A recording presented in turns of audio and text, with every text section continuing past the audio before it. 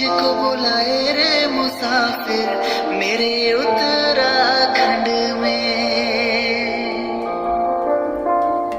बादलों के उड़ के।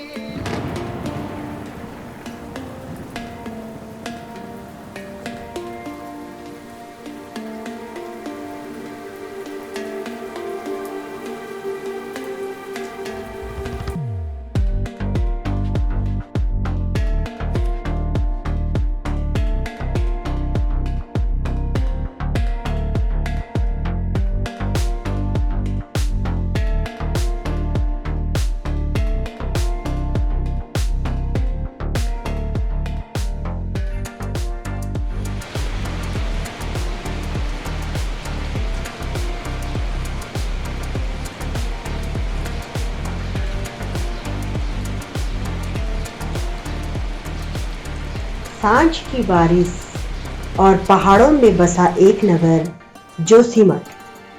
ये बारिश इस नगर का अलग ही पहलू दर्शाती है।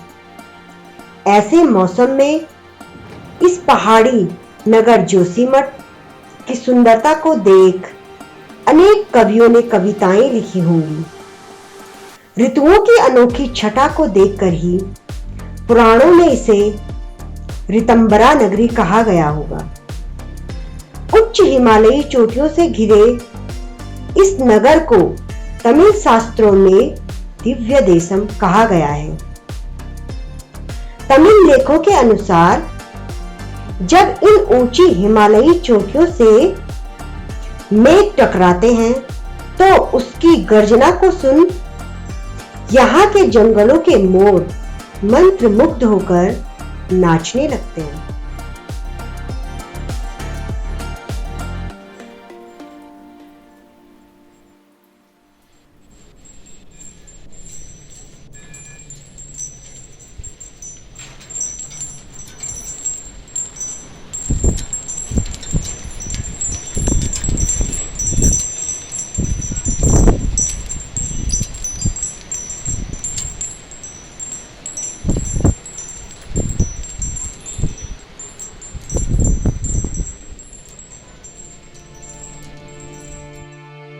शास्त्रों के अनुसार भगवान शिव के पुत्र कुमार कार्तिकेय ने इस नगर को बसाया था।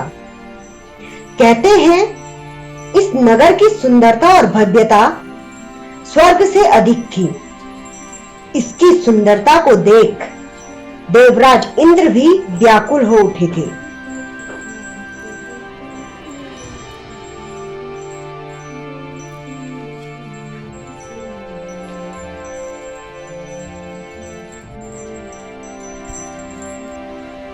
कत्यूरी राजवंश की राजधानी रहा यह नगर अपने आप में कई राज समेटे हुए हैं।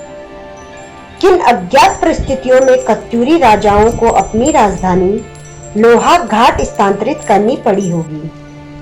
कुछ इतिहासकारों की माने तो पूर्व में भी यह नगर भूकंपों और भूदशाओं का केंद्र रहा है। शायद यही कारण रहा हो कत्यूरी राजाओं का लोहाघाट जाना।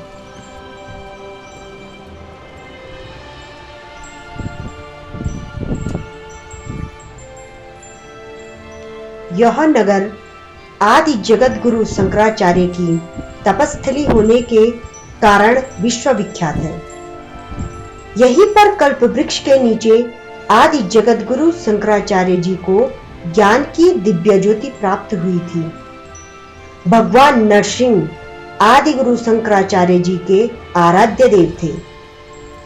इस नगर जोशीमठ में आदि जगत गुरु शंकराचार्य जी ने अपने आराध्य देव भगवान नरसिंह की एक शालिग्राम पत्थर से बनी स्वयंभू प्रतिमा को स्थापित किया। कालांतर में इस स्थान पर भगवान नरसिंह का एक भव्य मंदिर बना और इस मंदिर परिसर के इर्द गिर्द ही लोगों ने आकर बसना शुरू किया। उस समय यहाँ पर गिनती के 1 दर्जन परिवार रहे होंगे। समय के साथ साथ नगर विकसित होता रहा और इसकी सीमाएं चारों दिशाओं में फैलने लगी।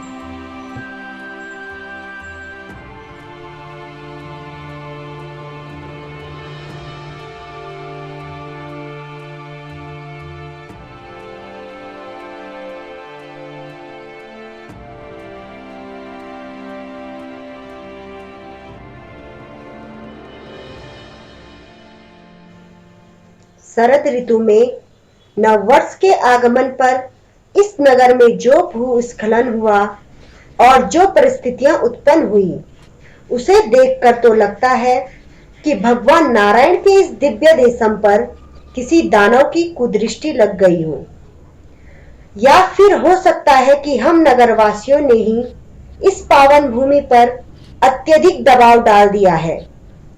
अपनी अपेक्षाओं के चलते हमने इस भूमि और प्रकृति का अत्यधिक दोहन किया, बेतरकीब निर्माण किए और जल एवं भूमि को भी दूषित किया।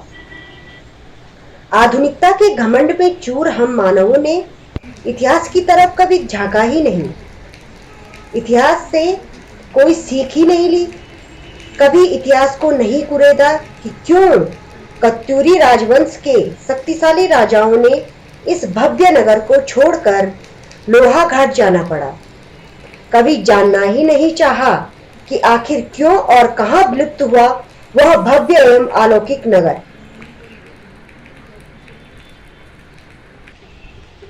अपनी संकीर्ण बुद्धि और स्वार्थी विचारों से फलीभूत वर्तमान की उपलब्धियों के नशे में चूर इस मानव जाति ने ना तो भूतकाल से कोई सीख ली, ना कभी भविष्य का चिंतन किया कि उसकी वर्तमान संकीर्ण एवं स्वार्थी सोच उसके कर्मों से वह आने वाले भविष्य को अंधकार की गर्द में धकेल रहा है।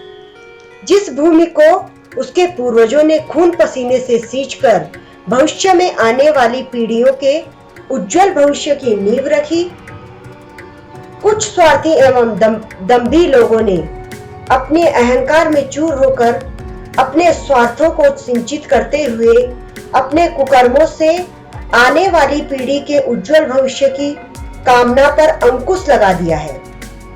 आखिर समाज क्यों इन गिनती के आसुरी सोच रखने वाले मानवों के कर्मों के दंडों को बिना आवाज उठाए भुगतने को मजबूर होता है? क्यों वह वक्त रहते विरोध नहीं करता है? कैसे कुछ स्वार्थी लोगों के घमंड के कारण और नगरवासियों के मूक दर्शक बने रहने के कारण एक हंसता खेलता नगर समय के आगोश में विलुप्त होने को तत्पर होता है।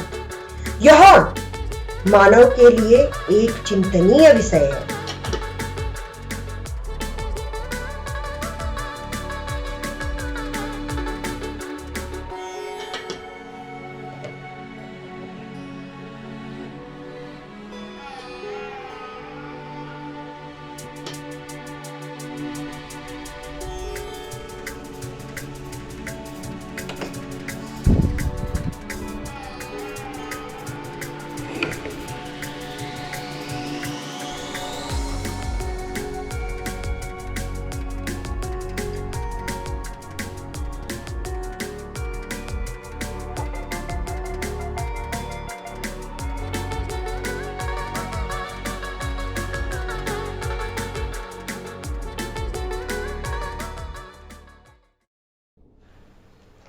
सुनने में आया है कि पिछले हफ्ते हुई बारिश से नगर के कुछ इलाकों में भूस्खलन से उत्पन्न हुई दरारें और अधिक बढ़ गई हैं। अतुल सती जी का वक्तव्य भी सुना, जिसमें वो कह रहे थे कि जोशीमठ में दरारें बढ़ रही हैं, पर सरकार एवं प्रशासन जमीनी वास्तविकता की अनदेखी कर रहा है। लगता है जोशीमठ वासियों को इस देश की सरकार ने इस महान देश में दूसरे दर्जे का नागरिक मान लिया हो, इसीलिए तो इस नगर की, मानव जीवन की, इस देश के महान नेताओं की नजर में कोई कीमत नहीं है। आखिर यह सोच हो भी क्यों ना? मात्र 25,000 लोगों की वोट से देश नहीं चलता है। इतने महान एवं विशाल देश में एक छोटे से धार्मिक नगर की क्या महत्ता हो सकती है? बारामासा चैनल पर राहुल कोठियाल जी को भी सुना। इस वर्ष की वर्षा ऋतु जोशीमठ नगर के लिए इस नगर के ताबूत में आखिरी कील साबित हो सकती है। तो क्या वाकई अंत होगा इस नगर का? तो क्या होगा अगर सभी पक्षियों को यह घरौंदा छोड़कर जाना पड़े। यह जोशीमठ नगर की वास्तविक कथा है, एक पौराणिक धार्मिक नगर जो कि हिंदुत्व की ध्वज पताका रहा है, आज इतिहास के पन्नों में सिमटने जा रहा है। आशा करती हूँ आपको यह कथा पसंद आई हो। मैं उम्मीद करती हूँ कि आप इस चलचित्र कथा को अधिक से अधिक शेयर करें ताकि इस महान देश के राजनेताओं के कानों तक इस जोशीमठ नगर की वास्तविकता पहुंचे। इसी आशा के साथ यह ब्लॉग मैं समाप्त करती हूँ। जय बद्री विशाल। तुझको बुलाए रे मुसाफिर मेरे उत्तराखंड में, बादलों के ओढ़ के